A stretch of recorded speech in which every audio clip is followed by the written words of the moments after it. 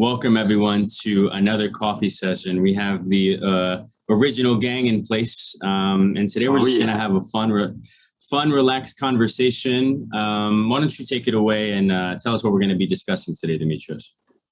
I wanted to talk to you guys about tests and how to do tests in MLOps and like this test-driven development and catching things early.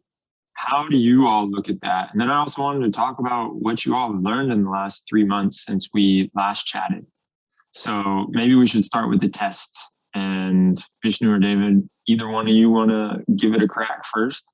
I can go. So tests are really important. And I feel like they're a very simple thing that can easily be missed or maybe deprioritized over doing things that are sexier, right? Because writing tests is really not that fun. It sometimes is very difficult to come up with like a good test. And I think when it comes to testing things within the machine learning space, it becomes a little bit trickier because there's added complexity from maybe you don't have the labels available for what it is that you're. Well, first, let me take a step back and say that one, it becomes a little bit more complicated because there's various things that you need to test now. You're not just writing unit tests for the software. Maybe you need to write some data quality tests, right? Maybe you need a test that is kind of an integration test of sorts where you actually train a model, but maybe only for a few epochs just to see that it actually is training properly. Or it could be something testing your serving infrastructure. Maybe doing a quick smoke test just to see that your web service gives you a 200 or something like that. Again, there's lots of different areas. And I think another element is that we're not just looking for things that are so obvious. It's not like testing a single function. Oftentimes it's harder to think through, for example, let's say if I want to add a data quality test, more often than not, like the strategy that I've seen being used is we get a sample of the production data and we keep it somewhere where we can easily use that to run our data quality tests. But then you have to keep that sample up to date. And that can be hard when the data is moving fast. And so you end up thinking about, is it even worth doing these sorts of things? You have to run into these sorts of questions around like, okay, we could make this system super, like have a lot of coverage. We could build a system with all the bells and whistles, but it's research still. You have to keep that in mind that a lot of these projects start off as proof of concepts that we need to get into prod as quickly as possible, but we don't know if we're going to keep it there. We don't know if we're going to then worry about automating the training part. We don't know how much work we need to put in so early, and more often than not, you're kind of in a rush to get to production that you make these decisions that often accumulate technical debt. So I think MLOps is about trying to do this quickly in integrating changes, delivering to customers in a way where you're not accumulating all that debt, where you are from the get-go thinking about production, but also doing it in such a way where you're being practical, you're not over-optimizing, you're keeping things simple, and you're iterating on imperfect solutions. You're never going to have it all good from the beginning. And I think that especially is relevant to testing. Start with very simple tests, like things like basic things around, like I just mentioned, is it training properly? Test your functions, test your expected data types, very simple things like that. And of course, when possible, an end-to-end test, things that show you the system working end-to-end. One good practice that I have for that is you have an environment that is sort of your testing environment. It could be an exact replica of your production environment. But it's your playground. It's where you can test changes before you then, let's say, merge those changes into the production environment. I have a lot to say here, but I want to pause there just to say that kind of at a high level, there's lots of parts, as you can kind of see. And there's lots of choices that need to be made early on, later on. And I think when it comes to testing, really what you're trying to accomplish there is get more confidence in your system. I want to know that this is working as expected. And by thinking like that, as you're working, you actually are putting good practices into place. Like, for example, you mentioned test-driven development. That's it right there. Start with the test first. Build till we get that test to pass. That works really well for a lot of standard engineering projects. But I think for machine learning, it's not always so straightforward. And that may be more complicated than you need. Again, over-engineering things. And so going back to what I was saying, it's these trade-offs and these kind of design questions that you need to think about. Is it even worth having 100% coverage? What do we really gain out of that? You may have, your time may be better spent working on creating good monitoring and alerting over having a bunch of tests. But yeah, there's a lot that could be said there. Vishnu, why don't you add to that? Yeah, I mean, I think I'll just go back to one thing you said, which is to keep it simple. I think a lot of ML engineers, when they start in the industry, actually have never written tests, unlike software engineers, right? Because many of them are coming from data science backgrounds, many of them are coming from theoretical or mathematical backgrounds.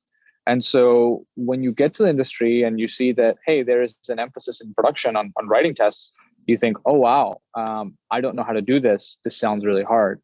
But it doesn't have to be hard. It should be kept simple, in fact.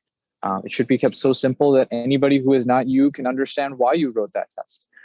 And just to kind of, provide a resource that's been very helpful to me, there's the Martin Fowler article on continuous delivery for machine learning, where he kind of walks through what, we read it for a MLOps reading group, and he walks through what kind of testing can be used for a production ML system.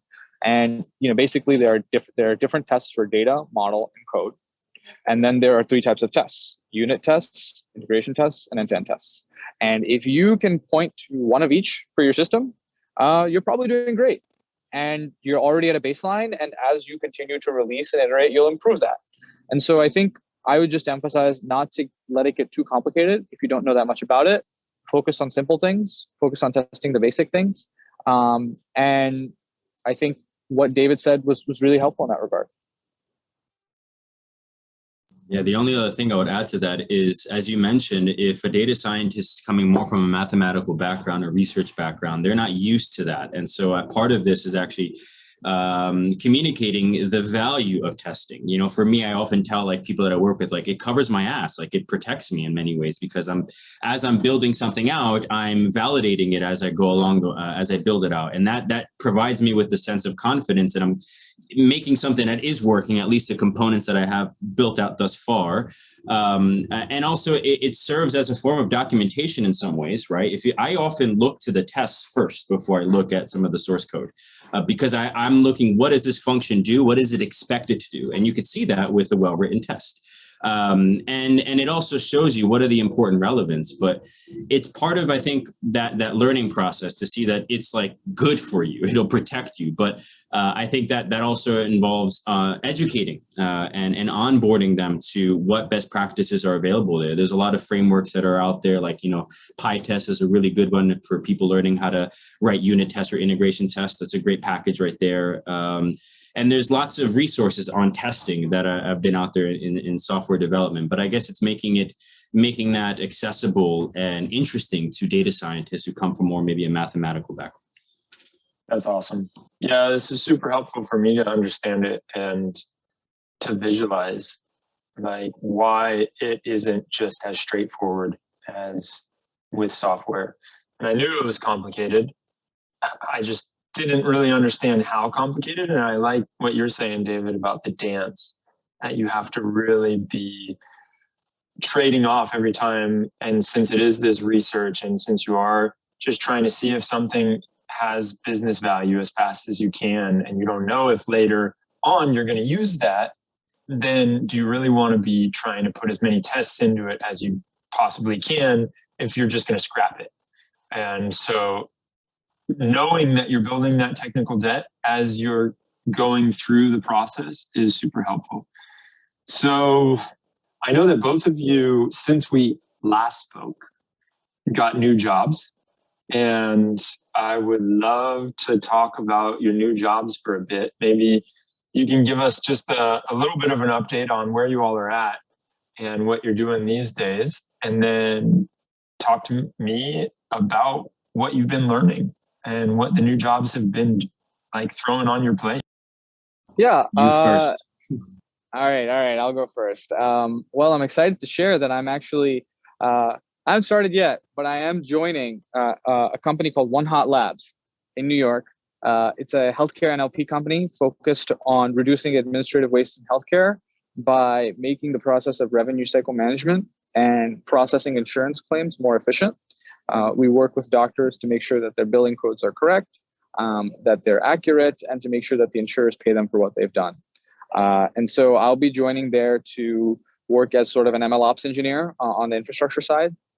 Currently, One Hot is doing more than 1 million encounters a week in the radiology industry, and is expanding into new medical specialties. And so as our number of models increases, as we enter new domains with new sort of encounter data shift, tooling around ensuring new model releases are high quality across those different specialties is really important. And so that's what I'm going to be focusing on. And since we last spoke, what I've really been focusing on has been relaxing, taking some time off between jobs, but also just having an opportunity. Yeah, due right. to the background, we can see you're just in relaxation mode. You see it. All right, it's the long weekend. Okay, we're really close. But more generally, also just taking an opportunity to think a little bit more big picture about where we're at with machine learning engineering and building ML systems right now. I've been taking some time to think about, two things, I'd say. Number one is the overall, what people are calling the new data stack. I think that there's a lot of movement right now towards thinking about what is data engineering, in the software development context and in the business setting, and what does it exist to enable, right? And so you're seeing a lot of new tools that are coming out to basically make data engineering easier and also enable new classes of professionals to access data. So things like DBT, High Touch, like there's just so many different companies that are basically Monte Carlo that are adding to the overall data stack and changing the way we think about it. And I think that's really important as we think about the data side of AI. So that's one thing. And the second thing has been thinking about sort of what the modeling process will look like in the future, especially as what are known as foundation models continue to proliferate and increase in popularity. So things like GPT-3, things like transformer networks, large pre-trained networks that are finding a high level of generalizability are increasingly popular. How will that change how we do ML engineering in the future is really interesting to think about. So those are a couple things that have been on my mind lately, other than just TV and vegetating. How will it change? I really like, especially that last one. Maybe you can go over both if there's any nuggets that you've come across. Yeah, I mean, I think, from the modeling standpoint, I think that we are going to have better access to baselines faster. I think that's the number one thing that stands out to me. I think what a lot of people have come to embrace over the last year or two, I think when it comes to production machine learning, is get to baseline quickly. And when we have really, really great models at our fingertips that are super accessible because they're APIs like OpenAI's, Codex or GPT-3 or, any one of the other ones that are out there, or, Google Cloud, making some of their models just API calls, we'll be able to get baseline performance a lot faster. And that is really attractive to me, as an ML engineer building a model and saying, okay, I don't need to, think about layers and anything quite yet. I can just go with what's known to be a highly performed model. And then on the data stack side, I think what I do think will change is just, we know that data and the way that it flows through businesses is really crucial to speed and performance nowadays, more so than ever. A lot of the best companies in the world are able to serve data insights in real time. Think about your Ubers, your Googles, your Facebooks, right? They're using data near real time in a lot of cases. And I think these new tools, the new data stack, has come out of lessons from those companies, right? And they're taking that same level of data visibility and accessibility and helping other companies access that. And that's going to make machine learning in a lot of new contexts near instantaneous, real time, and much more accessible. And so I think that's exciting to think about. We're just at the beginning of this whole transformation process. Yeah, that's sweet. So what about you, David? What have you been up to, man? Yeah. So for those who don't know, I'm now working at Microsoft. The organization name is long, but I work within the digital transformation platform, insights and analytics team. And what my responsibilities are, maybe it might be helpful if I tell you kind of what our goals are, what the OKRs are, and which ones I'm responsible for. So for example, I'm responsible for onboarding all of our ML projects that are in production. So these are models that have already been customer facing in one way or another. Maybe they're actively producing a batch of predictions or it's a web service. And onboarding these projects to an architecture where we can have CI/CD, have a pull request process in place, have separate environments, dev, PPE or PPE and prod, come up with good documentation that captures what would be important to other people like myself, the data scientists and future engineers that are going to be hired under our team. I'm thinking about coming up with a very smooth on-call process for all of these models that are now in production. And when I mean on-call, I'm talking about now we have a rotation where someone is the directly responsible individual. I think that's what DRI stands for. I always forget. The on-call engineer. It's your turn to be on call. And now that we have models in that, as a part of these services, it's a little bit trickier to troubleshoot and debug if you do not have that machine learning experience. And so one solution is, all right, write docs that have all that information, but it's like, how do you keep that up to date? And so it's like coming up with a process for this at large scale. And when I mean large scale, like we have multiple models in production now, but over time, we're just going to be adding more and more. And so I'm thinking, it's 5 years from now, what does that look like? How do we have a smooth on-call process? And thinking through what that looks like. And these are what I'm responsible for. And what that looks like is various things. When I first started a little while ago, I came up with an architecture that would capture some of these main components, allow us to be in a position to automate training, automate deployment, have a pull request process. And now I'm in the process of actually implementing that architecture that I put together to various projects. So I've onboarded, let's say 3 right now. And what that involves is me literally making these code changes, setting it up, getting into production. And a lot of it right now is using, and all of it's going to be actually using Azure Machine Learning, which in many ways, I love Qflow, guys. So nothing bad to Qflow, but it's like exactly what I wanted Qflow to be for me when I was building it out at Benevolent. And I know the team is doing really well now at Benevolent. I've caught up with some of them, and so nothing bad to say about that. But it works really well. It allows us to do things like put together ML pipelines, which I'm using to orchestrate various these ML projects. We're also heavily leaning on Azure DevOps, which I guess the equivalent could be GitHub Actions or GitLab CI to allow CI/CD pipelines to automate the testing process, the deployment process, various different things you can automate from there. And yeah, that's like kind of it, really. It's been really fun. My team is essentially like a startup within Microsoft. So we have that startup feel, but the Microsoft backing, and that's really been really nice.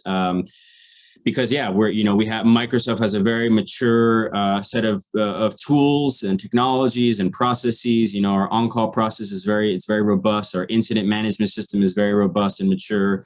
And so it's been fun, me learning these new things and thinking about how all of that applies to data science. There's that graphic that I think the Metaflow team put out a while ago. It's like a pyramid of like what a data scientist cares about. And I think about that a lot. And I'm trying to, do things that make it easier for the data scientists to get their projects to production. A lot of them work on proof of concepts that they have to iterate quickly.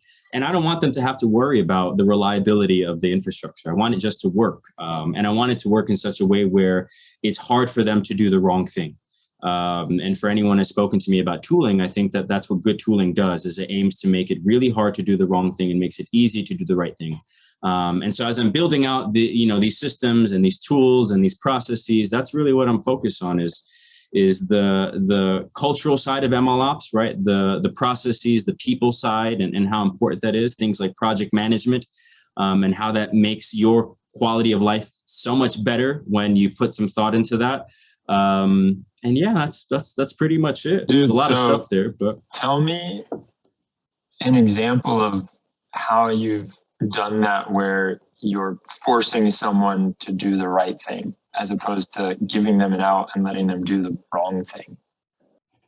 Yeah. So let's say before you release something, let's say you're releasing a web service, you're deploying a new web service. One thing that you could do before you do any sort of release process is have a set of automated tests that run against that component.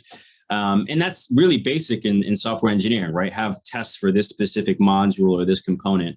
But if you have that baked in, if you have CI/CD, every time you make a code change, those tests are going to run.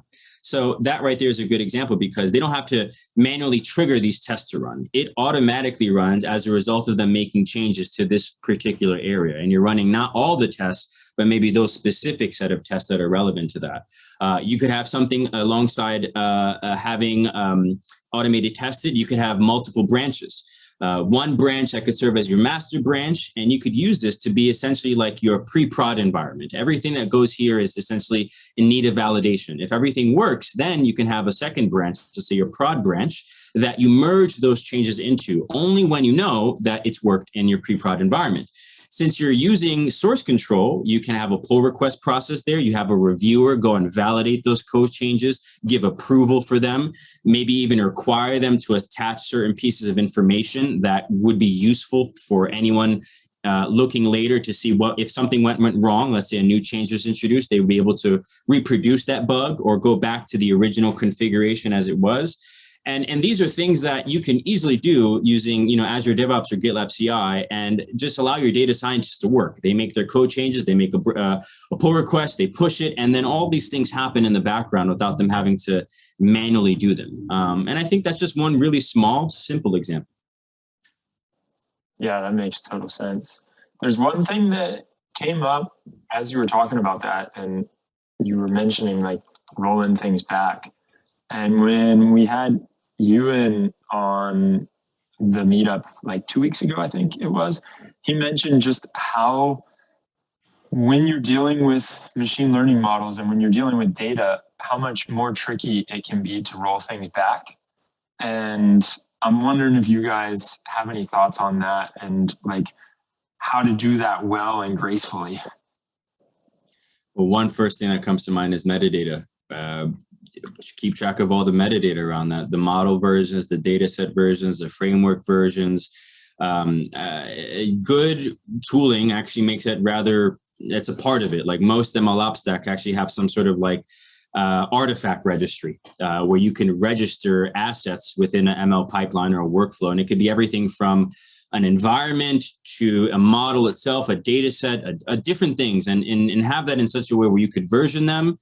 There's metadata attached to them, and it shows you exactly where it comes from. And that's, again, if you have things in Git under Git, then you get that benefit there too. You have the hash, right, that produce this. You can revert back to that if you needed to. But there's many other things I think you could do. Vishnu, what do you think? I mean, we actually designed a model release system where we had this thing, we had this issue. We were thinking about, okay, how should we do rollbacks? If our smoke test fails if our smoke test fails. And we actually decided to do manual rollbacks. We basically set it up so that, there'd be an alert that would be created. As David said, all the metadata would be provided, what Git hash, what data hash, all the elements that go into that pipeline. And then, the ML engineer would be notified and go check out the situation. And I think, for us, that was really important because, we weren't necessarily dealing with a large scale production environment where, the use case was like completely spec'd out.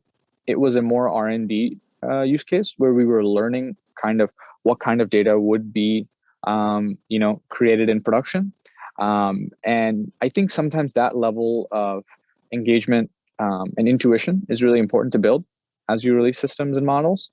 And I think, overall, to me, some of these process-oriented things,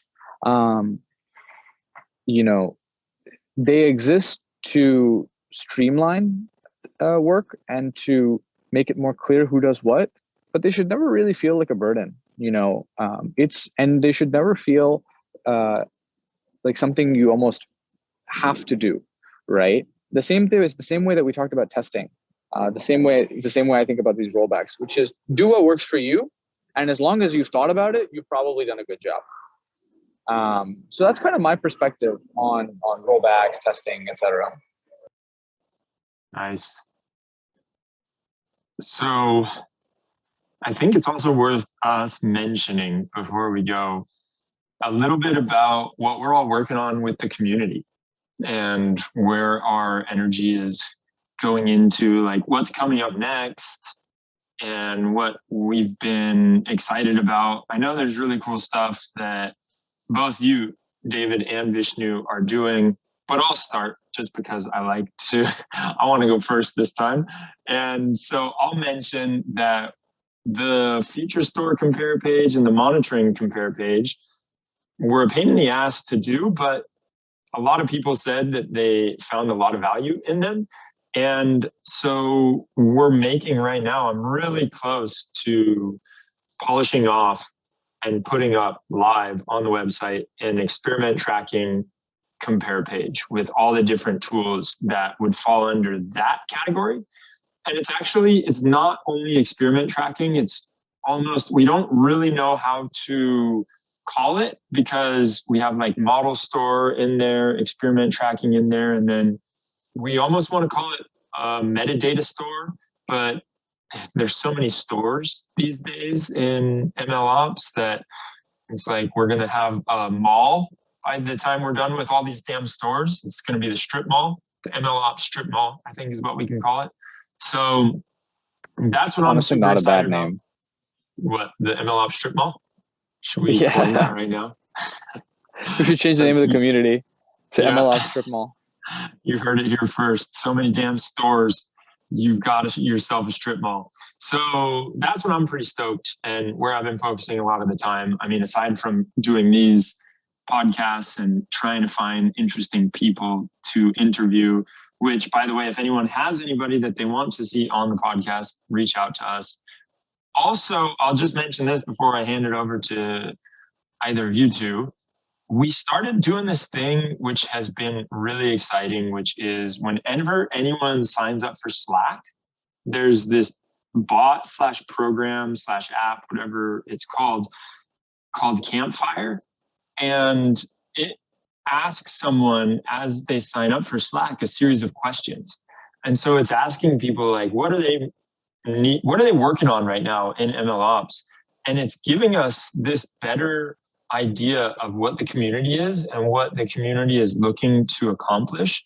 And one thing I'm super stoked about, which is so small, and I probably should not be so stoked about this, but I love it because it's a way for me to interact more with the community, is that on one of the lines, basically the Campfire is like a choose your own adventure. You get to say, oh, I'm working on this. I identify as this. This is what I feel like is the most difficult for me, or here's my tech stack, blah, blah, blah. And one of these lines is you can book out a 15-minute like call with me and just talk to me. And so I get to like meet all these people that I probably never would have met. But the ones who are brave enough, as they're coming into the community, they're booking out a call. And I got to give props to Vishnu on this one because he gave me the idea for it and I'm just executing on it. But I love it because I've met 3 people already. We just started doing this last week and I have 2 more people that booked out time on my calendar. And so it is so cool for me to see what they're working on, see where they are in the world, see what kind of difficulties they're going through.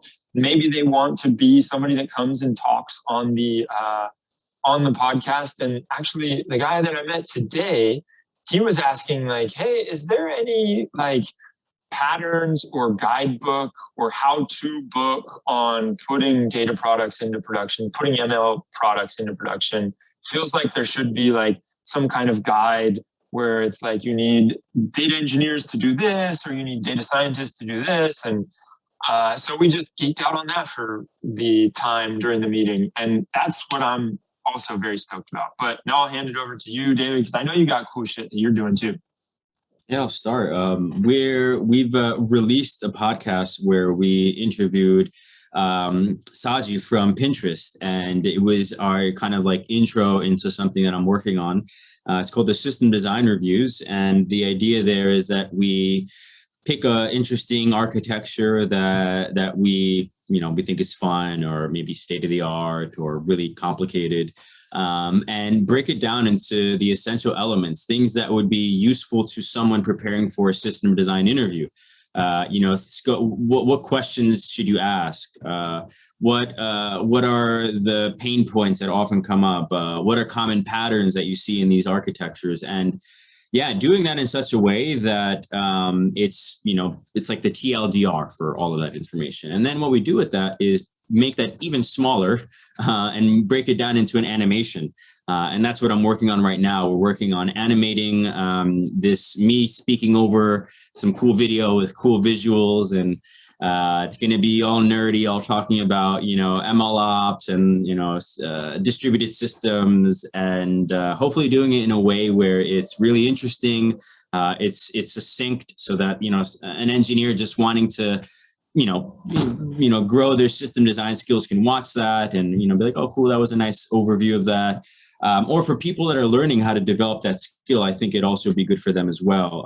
When you start seeing these systems being built, you do see things that are common across all of them. And that helps you when you have to build your own system. Okay, it should look like this. I need some part that does something like this. Or I know that there's this pattern and it works for this sort of problem. And developing that intuition is something that engineers, I think, struggle with. It's just a skill. It's very hard because you never know exactly what you need for building a system.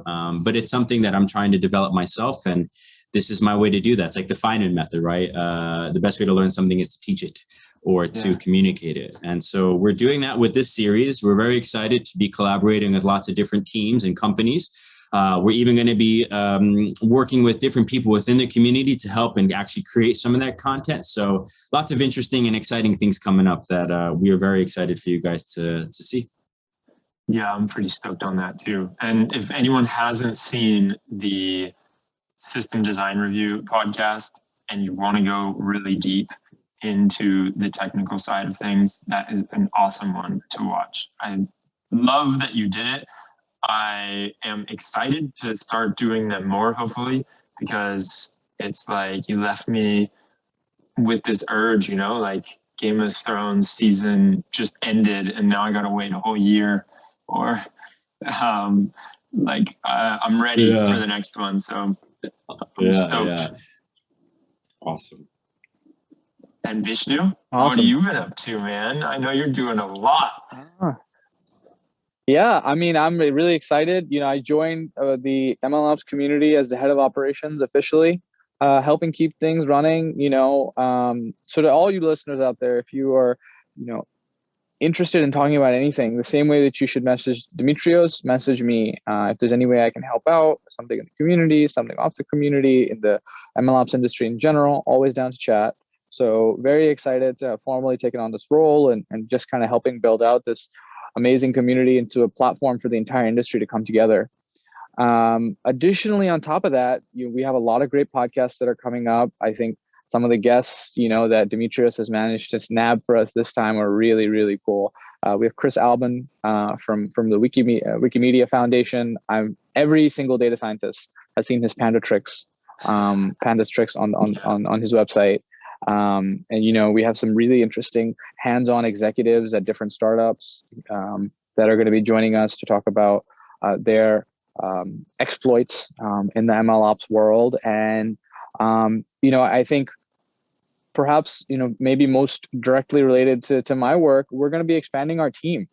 We're going to be adding more volunteers to help out with all the amazing things that this community wants to do.